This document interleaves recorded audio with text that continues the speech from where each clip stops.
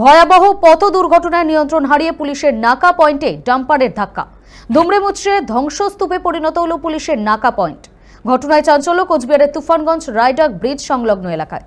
ঘটনায় আহত 4 জন civic volunteer. তাদের উদ্ধার করে তুফানগঞ্জ মহকুমা হাসপাতালে নিয়ে যাওয়া হয় এবং তাদের প্রাথমিক চিকিৎসার পর ছেড়ে দেয় কর্তব্যরত চিকিৎসকেরা। স্থানীয় সূত্রে জানা গিয়েছে, মঙ্গলবার রাত আনুমানিক 2:30টা নাগাদ তারা যখন ঘুমিয়ে আচ্ছন্ন, সেই সময় বিকট আওয়াজে তারা বাইরে বেরিয়ে দেখতে পান একটি ডাম্পার নিয়ন্ত্রণ হারিয়ে পুলিশের নাকা পয়েন্টে ধাক্কা মারে। তবে সেই সময় নাকা পয়েন্টের ঘরের ভেতরে কেউ না থাকায় অল্পের জন্য প্রাণে রক্ষা পান 4 জন সিভিক ভলেন্টিয়ার। তবে তাদের মোটরসাইকেল ডাম্পারের নিচেই চাপা পড়ে যায়।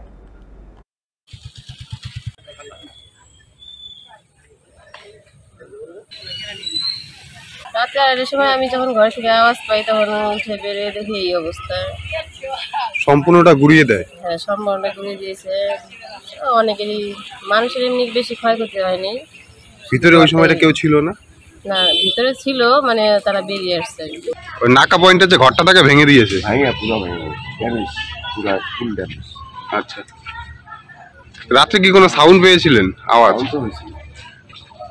ওই আওয়াজ পেয়ে আজকে সকালে এসে দেখেন। তুফানগঞ্জ রায়ডাক ব্রিজ সংলগ্ন এলাকায় ভয়াবহ পথ দুর্ঘটনা। নিয়ন্ত্রণ হারিয়ে পুলিশের নাকা পয়েন্টে ডাম্পারের ধাক্কা। দুমড়ে মুচড়ে ধ্বংসস্তূপে পরিণত হয় পুলিশের নাকা পয়েন্ট। এ বিষয়ে আমরা আরো বিস্তারিত জেনে নেব আমাদের প্রতিনিধি দীপজয় বর্মনের কাছ থেকে। দীপজয়, এখন কি আপডেট সেখানকার? কাউকে গ্রেফতার করা গিয়েছে? ক্ষয়ক্ষতির পরিমাণ ঠিক কতটা হয়েছে?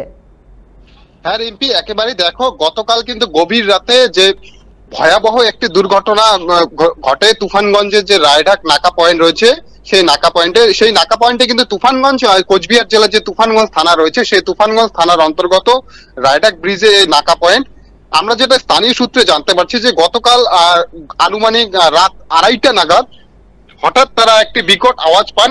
বিকট আওয়াজে যখন তারা রাস্তায় ছুটে আসেন, রাস্তায় ছুটে আসার পর দেখতে পারেন যে তার পুলিশের যে নাকা পয়েন্ট রয়েছে সেটিকে কিন্তু রীতিমতো ঘুরিয়ে দিয়েছে একটি ডাম্পার, এবং সেখান থেকে সেই ডাম্পারের চালক কিন্তু সেখান থেকে পালিয়ে যেতে সক্ষম হয়। তবে ঘটনায় কিন্তু 4 সিভিক ভলেন্টিয়ার গুরুতর আহত হন এবং তাদের উদ্ধার করে তুফানগঞ্জ যখন মহকুমা হাসপাতালে নিয়ে যাওয়া হয়, সেখানে কিন্তু তাদের প্রাথমিক চিকিৎসার পর ছেড়ে দেওয়া হয়েছে। তবে পুলিশ সূত্রে যেটা খবর পাচ্ছি যে কোচবিহার থেকে ডাম্পারটি অসমের উদ্দেশ্যে যাচ্ছিল। তবে গোটা ঘটনায় এখনো পর্যন্ত ড্রাইভারকে পাওয়া না গেলেও গোটা ঘটনার কিন্তু ইতিমধ্যে তদন্ত শুরু করেছে পুলিশ। রিম্পি, ধন্যবাদ দীপজয় তোমাকে।